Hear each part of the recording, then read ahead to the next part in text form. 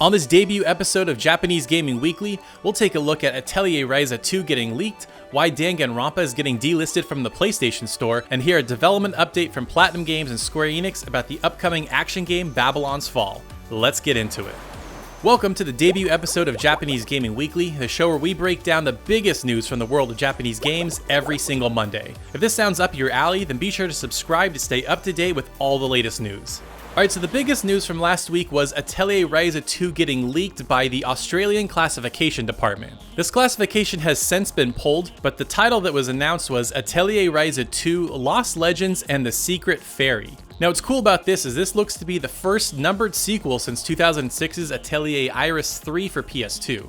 Now honestly, this is not all that surprising to me. Atelier Ryza was the best-selling game in the franchise, selling over 420,000 copies as of March of this year. And what I find weird is that Australia leaked this of all places. You'd think that Japan might have given a trailer, or the ratings board there would have leaked it, but that seems to not be the case. And the fact that this is getting leaked now means that there's obviously an announcement and possibly a release date imminent, so stay tuned, I'll let you know as soon as that happens.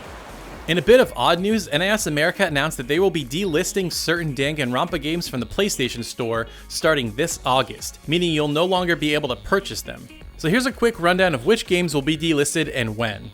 So on August 31st, Danganronpa Another Episode Ultra Despair Girls will be delisted for Vita. On September 4th, Danganronpa 1 and 2 will both be delisted for Vita. And on September 25th, Danganronpa V3 Killing Harmony will be delisted for both Vita and PS4. Now, NIS America did later clarify that you will still retain ownership of these games if you already bought them, so don't worry about losing them. Now you might be asking, why are they delisting these games? They're really popular, people love playing them, why would they not want to sell them? Well, what I think is happening is that Spike Chunsoft, the developer of Danganronpa, now has their own Western publishing arm, so in all likelihood this is happening so Spike Chunsoft can re-release the games themselves to coincide with the 10th anniversary this year. Now they haven't announced anything official yet, but I'll keep you updated whenever there's an announcement. Do y'all remember Babylon's Fall, that action game from Platinum Games and Square Enix? Well, this last week they shared an update on development. In the update post they say, quote, "Greetings, thank you to all the fans that have been following along for updates on Babylon's Fall. While we hope to reveal more about the game this summer, we can share that development on Babylon's Fall is continuing to progress well, with the team working safely from home. Square Enix and Platinum Games are committed to delivering an exhilarating experience, and we look forward to showcasing more on Babylon's Fall to you as soon as we can." So it sounds like they were going to show more this summer, possibly have a release date, but are not going to do that anymore due to the complications of COVID. Now I gotta say, I always felt like they announced this game too early, and it's been a couple years since they announced it, and they still haven't really shown all that much. It's sort of hard to tell what this game is, how it's going to play, what the game flow is going to be, and the fact that there's no release date for this year yet probably means this is going to be a cross-gen game.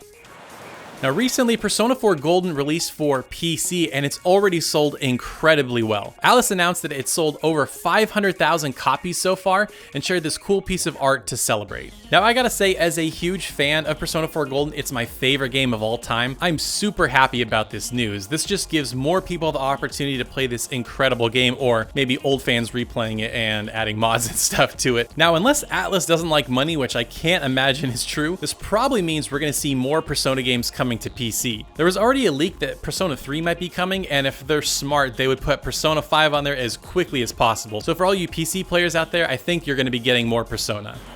Now Bandai Namco has been talking about their mobile title Tales of Crestoria for a long time, and it finally launched last week. Now if you don't know what this game is, this is basically Bandai Namco's spin on the hero collector / gacha game genre with the Tales series. Now I gotta say, I don't really play a lot of mobile games, but I've heard good things so far from people on my Twitter feed and on my Discord server that have been trying it. Now if you want to learn more, Shadow Elite put out a video last week that's really good and kind of breaks it down in a good way, so I'll link that either on the screen or in the description so you can go check it out.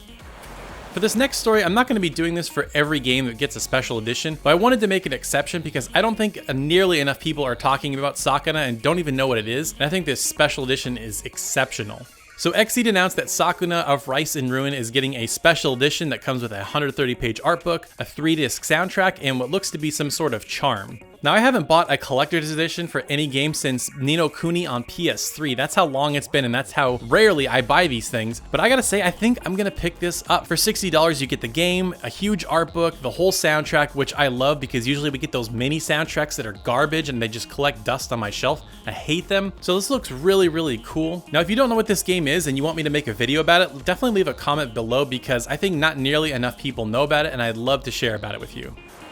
Alright, let's do a release date roundup. To start, we have Fae Tactics releasing on July 31st for PC, and it's also coming later to Nintendo Switch. Now, I gotta say, guys, definitely pay attention to Fae Tactics. If you love Fire Emblem, Final Fantasy Tactics, Disgaea, keep your eye on this game. This looks incredible. I plan on doing a review on the channel at some point, so definitely keep an eye out for that. Next, we have Kandagawa Jet Girls releasing August 25th for PC and PS4. Now, this is from the same developers as Senran Kagura, and you can kind of tell it's very fan servicey third-person shooter where you're riding on jet skis and there's online multiplayer. Not really my thing, but if that's your thing, then you can look forward to it this August. Lastly, we have Zenjin releasing September 25th for Nintendo Switch, and it's currently available for PC and will be coming later to PS4 and Xbox One. Now, technically, I think this is a Chinese game, but I am really, really excited for it. It's a anime roguelite. It looks super fun. It seems like the kind of game that I would get really, really addicted to, and I definitely plan on doing a review on this game when it releases on console, so definitely keep an eye out for that one as well. Now, as I said in the opening, as the title says, this is a weekly show. I definitely want to hear your feedback. Let me know what you liked, what you didn't like, what you want to see more of, what you want to see less of. I definitely want to make sure this show brings you value and doesn't waste your time at all. Now, if you haven't already, definitely check out my video from last week where I rank all the DLC costumes from Sakura Wars. Because of this video, I was able to give away 2 codes of the game and 2 codes for the costume DLC. So if you guys want more giveaways like that in the future, then definitely go check out that video so I can show publishers that it's worth partnering with me for giveaways like that in the future. And if you like this idea for a show and you love all other things Japanese games and JRPGs, make sure you subscribe so you don't miss any of my videos. Thanks so much for watching, and we'll see you next time.